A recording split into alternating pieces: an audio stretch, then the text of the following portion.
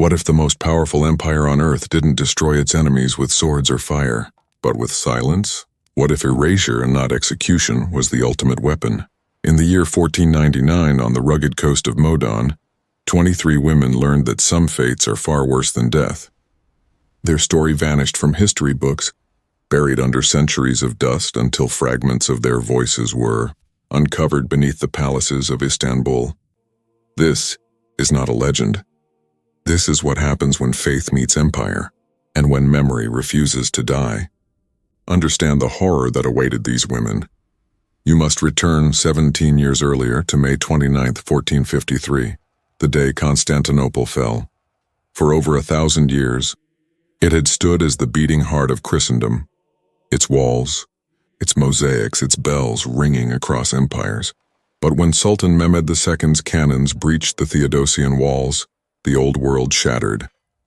Within hours, the great Hagia Sophia, once the largest cathedral on earth, was stripped of its crosses. Its bells melted for coin. Hymns gave way to the call to prayer. The Ottomans understood something most conquerors never grasped. You do not truly defeat a people by killing them. You defeat them by erasing who they are. In the years that followed, the empire did not simply expand its borders. It rewrote identity. Churches were converted, languages replaced, histories rewritten. And yet, scattered across the conquered lands, small pockets of resistance survived, not with swords, but with prayer. Every convent bell that rang was an act of rebellion. Every woman who refused conversion was a spark of the world that refused to die. By 1499, the Ottoman army reached the Peloponnese.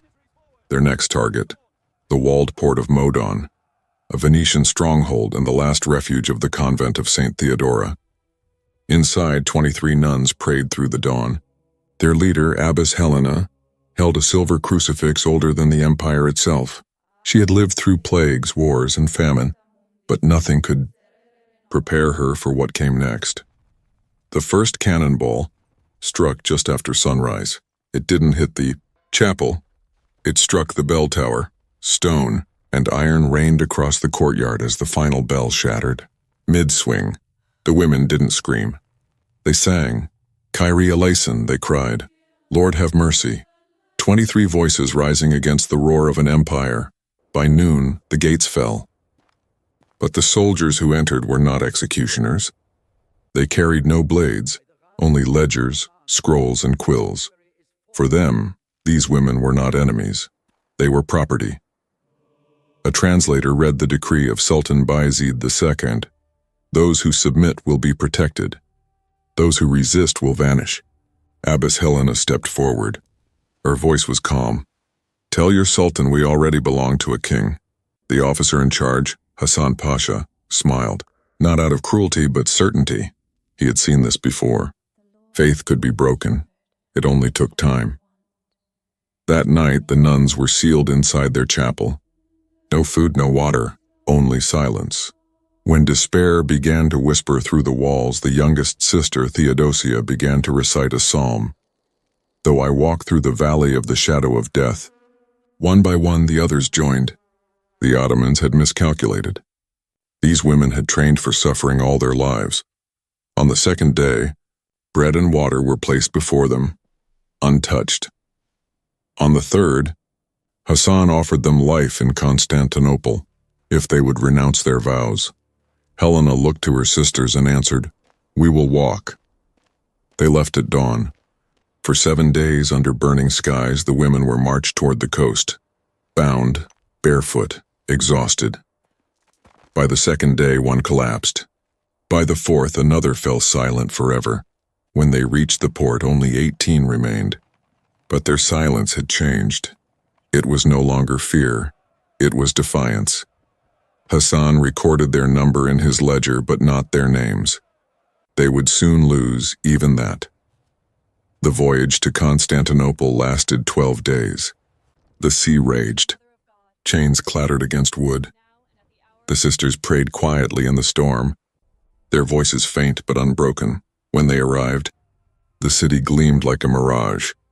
The city of the world's desire, now the heart of the Ottoman world, led through the streets. They passed the great Hagia Sophia, its domes glowing in dawn light. Once a church, now a mosque. One sister whispered, "We are home, but it is no longer ours." They were taken beneath the Topkapi Palace, down staircases into the earth. The air turned cold. The tunnels smelled of stone and salt. Centuries later, in 2011, archaeologists would rediscover what the empire had buried: a sealed chamber carved with dozens of crude crosses, and a phrase in Latin scratched into the wall: Lux in tenebris lucet, the light shines in the darkness. This was their chapel, hidden beneath the empire that sought to erase them. They had lived and served as silent laborers, cleaning, scrubbing, washing the very palace that enslaved them. By day, they vanished into the machinery of empire. By night, they gathered in that secret room whispering prayers, carving crosses with fragments of pottery, and holding communion with crumbs and water. For years, they endured until the records fall silent. A note in an Ottoman ledger from 1505 mentions a cleansing of palace staff. No names, no burial, just one word: disposed. The nuns of Modon vanished. For centuries, their story was forgotten, until a Venetian letter found in 2003 described a captive woman paraded in silk, her eyes hollow, her lips still praying in Latin. Until a French diplomat in 1712 wrote of strange Latin singing beneath the palace, until those scratches were found on the wall, 5 centuries later, still whispering through the dust. Lux in tenebris lucet. Those marks were not decoration. They were proof. Proof that even in darkness, belief can endure.